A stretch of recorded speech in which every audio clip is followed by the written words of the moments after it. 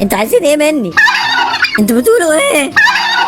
شوية مجانين. السلام عليكم ورحمة الله وبركاته. يا أهلا بيكم على مطبخ سيد أفندي المفلس دائما والمسكين. لو أنت جامد وقلبك زي الفل بوم تعال أما أكلك فول بتاع محمد أحمد اسكندرية. بص معايا فلفل 4 قرون، معايا 5 حبات طماطم صغنطوطين، معايا فص توم زي الفل، معايا بصلاية صغنطوطة متوسطة متقطعة قطع صغيرة تاكل صوابعك وراها، معايا قرن فلفل عارفين موحوح يعني إيه؟ معايا الطاسة بتاعتي فيها معلقتين زيت، معايا بقى السر بتاعي أو بتاع محمد أحمد، مرقة لحمة، ملح، كزبرة، بابريكا، كمون، والخلطة الأخرانية فص ليمون، الفول المدمس. قبل ما تتسبك ننزل بالخلطة بتاعتنا، بابريكا، كمون، كزبرة، ملح، مرقة لحمة، هوب، ونقلب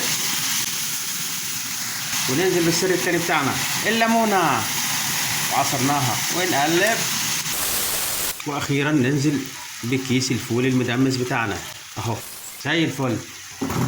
قلب يا جدع، فول محمد أحمد بتاع اسكندرية. واخر تكه لينا نص الليمونه التاني وقلب، وخلاص خلصنا. اوعوا تنسونا في اللايك والشير والاشتراك. مطبخ سيد افندي المفلس دائما والمسكين، لايك وشير.